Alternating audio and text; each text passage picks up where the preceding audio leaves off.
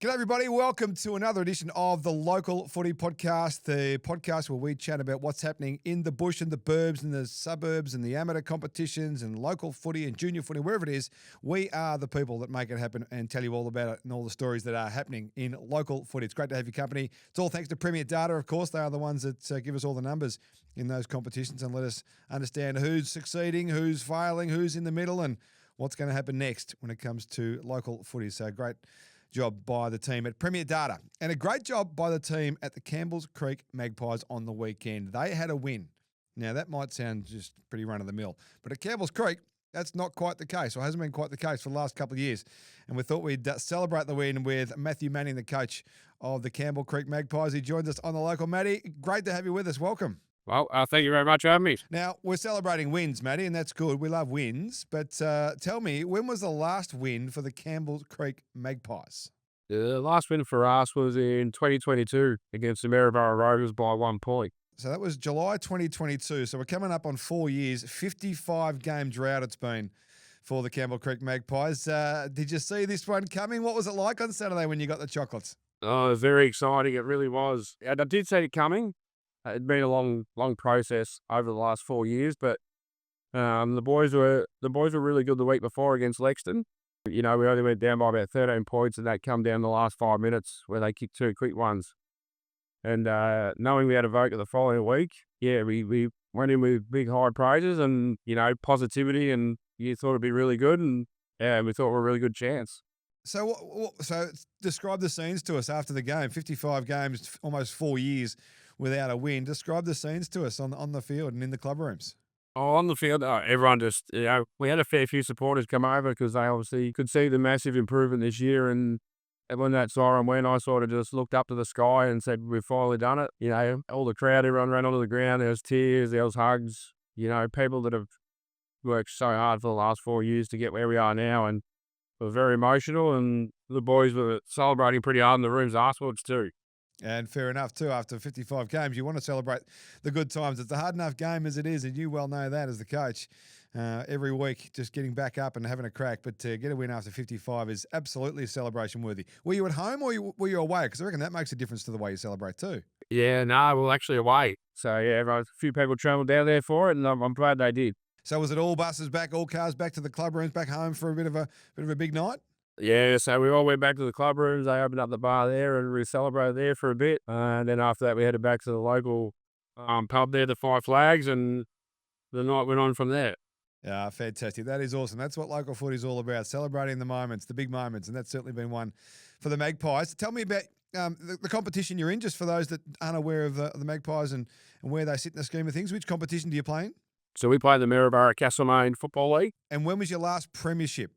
I wouldn't be able to tell you when their last premiership was, to be honest with you. Well, I've just had it chucked into my ear, actually. One of the boys out the back has told me it's 1953. So it's been a while, Matty, since we've held the trophy aloft. So it's been a challenging sort of period for the town and for the footy club. How important is the footy team in the town? It is very important to the town. We come out of recess in 2021 to open the club back up. So it's been a big challenge to get it up and running, and that's why it's taking so long to get where we are. But, you know, like I said, credit to all those people, and, you know, and it obviously means a lot to the town because everyone keeps coming back year after year, and everyone keeps fighting for us and working hard to make us where we are. So for those who don't know, you're somewhere between Dalesford and Bendigo. You're in between there, smack bang in the middle of there, are you? Yeah, pretty much. Yeah, in between Castlemaine and Dalesford, yeah. So, and what's been your involvement with the footy club? Have you always been around, or is this a recent venture for you? Nah, so I've only been there since they come out of recess. I was assistant coach there for the first year and a bit, and then the senior coach there left on personal reasons, and I've been at the helm ever since. So it's been a long time for me, and I've been working hard with the boys to get where we are, and it's really, really good to see everything starting to work out for us. So if you've come out of recess, how many wins have you coached? That was my first one. That was your first one? Yeah, in 4 years. Yeah. Oh, wow. How satisfying is that? Yeah, it was amazing. Yeah. A lot of people, obviously, you see these days with football, if you don't do well, you get shown the door, but the club's really stuck with me, and have believed in the process. I spoke to them about a 5-year plan, and we're hitting that 5-year plan now. And it's been really, really good. And yeah, that's why Saturday meant so much to myself and everyone that's been with me for the last 4 years.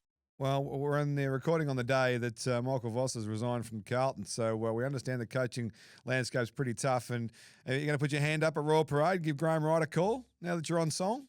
No, I think I'll be good, thanks. I think stressful enough over in local leagues, let alone AFL.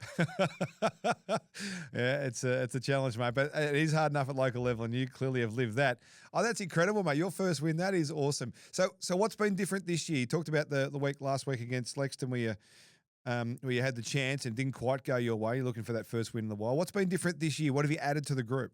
Yeah, I'll go back to the start as when the player point system come in, when we come out of recess and, we could only get so many people in the side and we had to work together and stick together to bring all the points down every year. And by this year, by the math, we had every player come down to 1 point, which now has allowed us to go out and recruit some really good 4 or 5 pointers, which has been absolutely fantastic. And one of our boys, Jamie Haber, had a group of mates from Watsonia.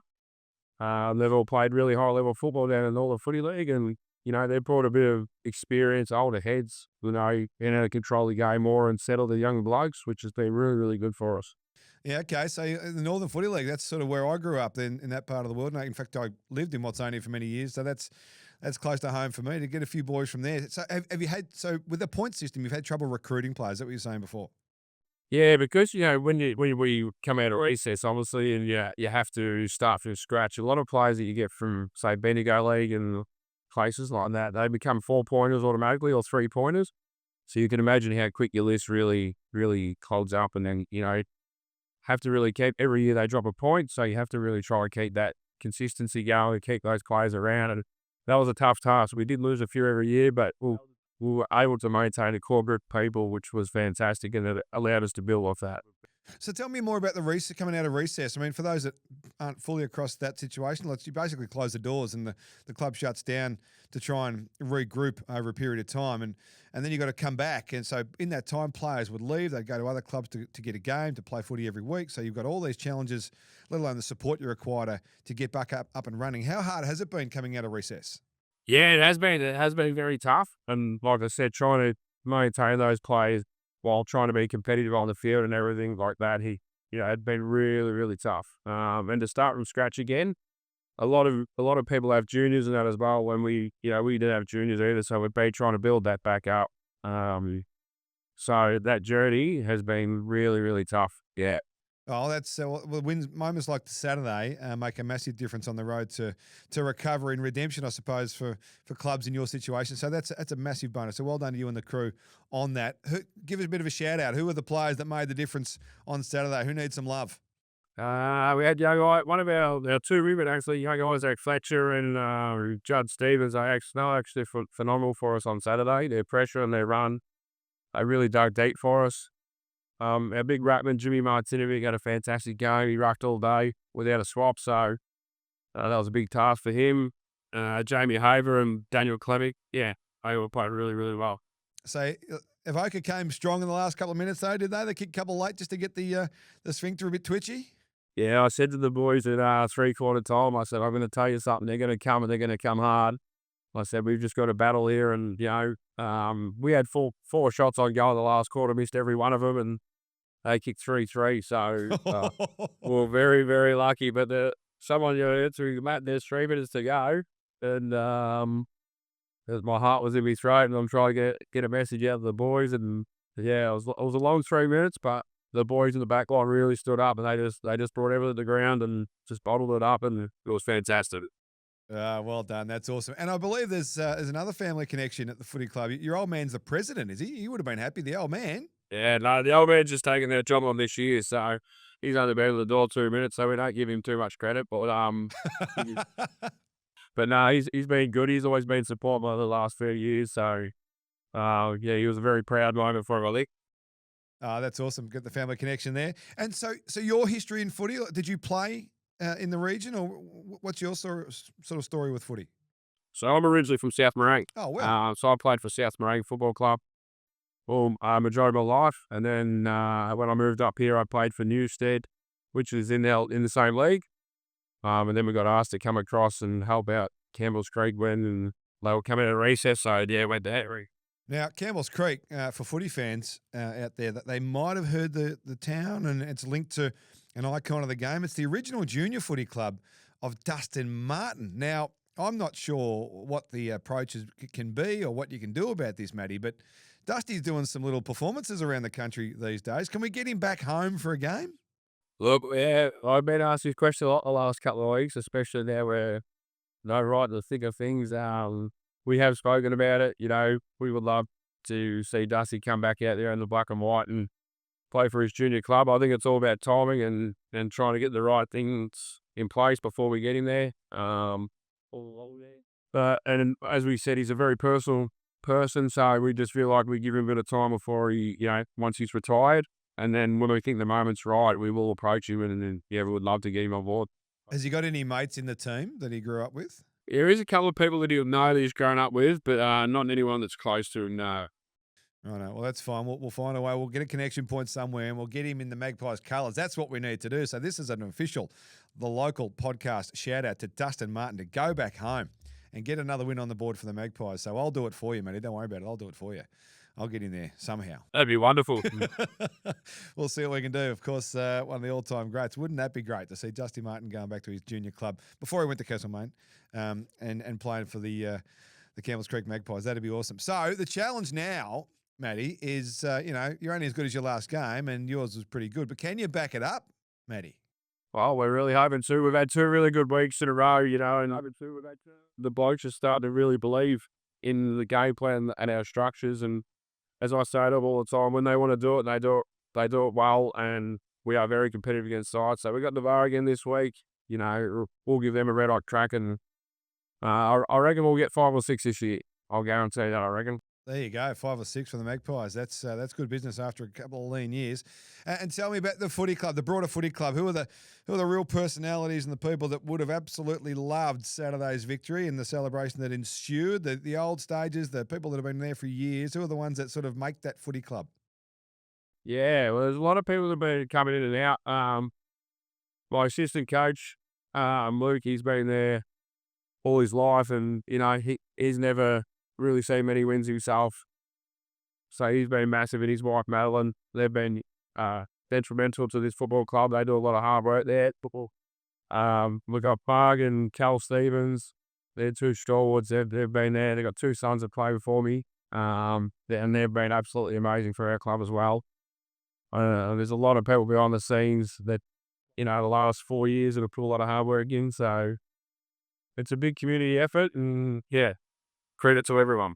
Well, we've talked a lot about this on the local through the journey so far, about the importance of footy clubs and sporting teams in local communities and how it brings everyone together. And I'm sure that they would have had a hell of a time coming together after the win on Saturday night. I did do some research prior to coming on that in the 2021 census, Matty, there were 2,071 people in Campbells Creek.